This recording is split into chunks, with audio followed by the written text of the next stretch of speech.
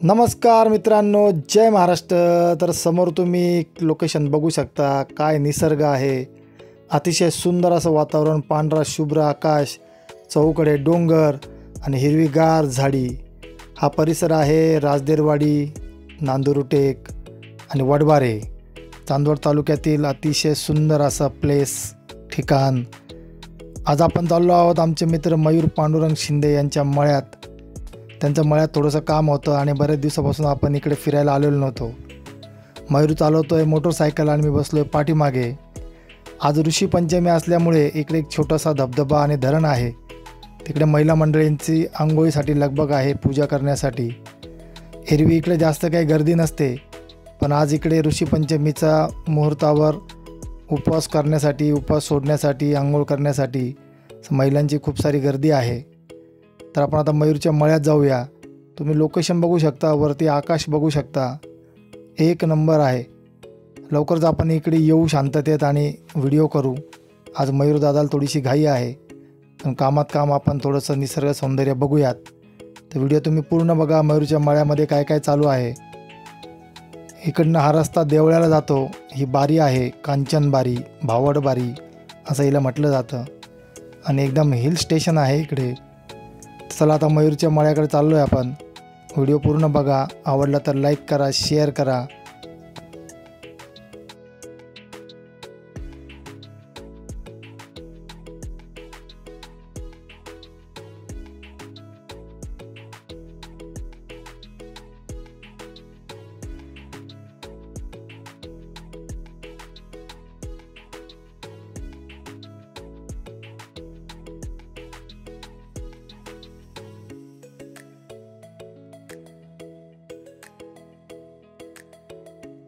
या भागामध्ये लवकर कांदे लागण होते आणि मोठ्या प्रमाणात कांद्याची लागवड केली जाते. इकडच्या जमिनी कांद्यांसाठी खूप सुपीक आहेत.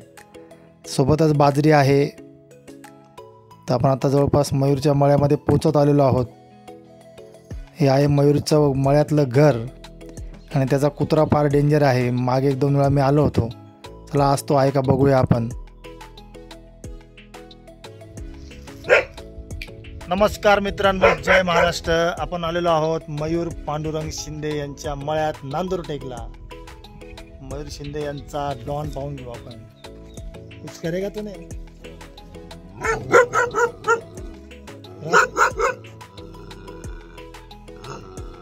हो अरे हो अरे हो. मळ्यातल्या वस्तीवर आपल्याला राखणदार आहे तो.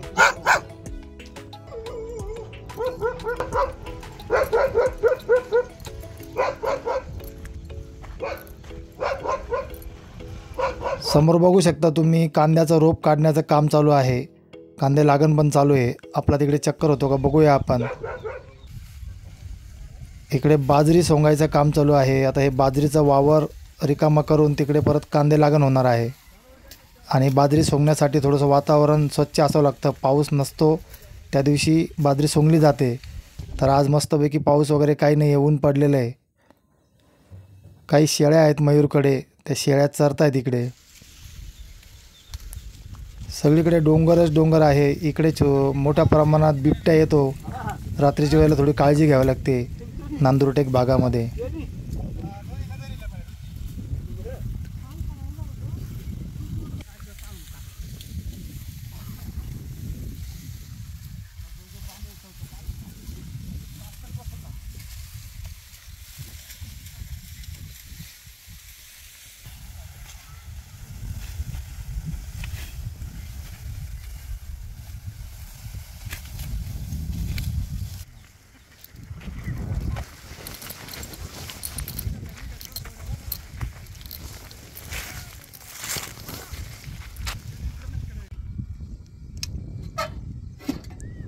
काठी शिवाय हाथ नहीं लावायचा.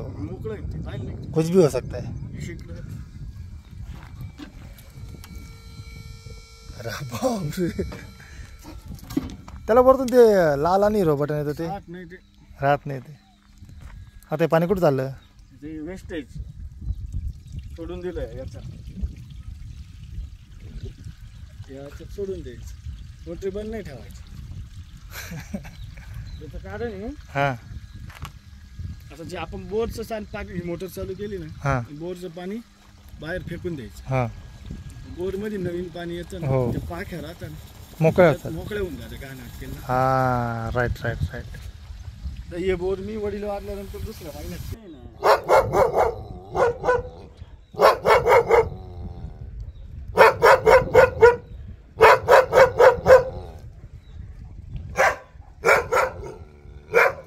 अंड्यावर बसले 2च पिल्लं काय असतील ना असतील ना. नाही त्यांची आई नाही हिला बांधल्या. हे बघ त्याच्यात सगळं बांगा हिला तिकडं घालून द्या. ते 2 पिल्लं तिचे तिकडं आहे ना, हिला तिकडं घालून जातो. 5 पिल्लं आहे. ते कळवणवरून आणला होता. मयूरचं मळ्यातलं काम आता आवरलेलं आहे. 10-15 मिनटातच आपलं काम झालं.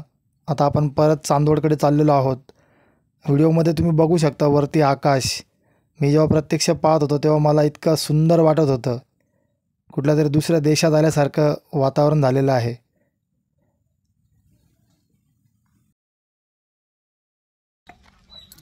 आपण नांदुरटेकला आलेलो आहोत मयूर पांडुरंग शिंदे यांच्या मळ्यामध्ये. हा व्हिडिओ बघितला तुम्ही त्याबद्दल तुमचे धन्यवाद.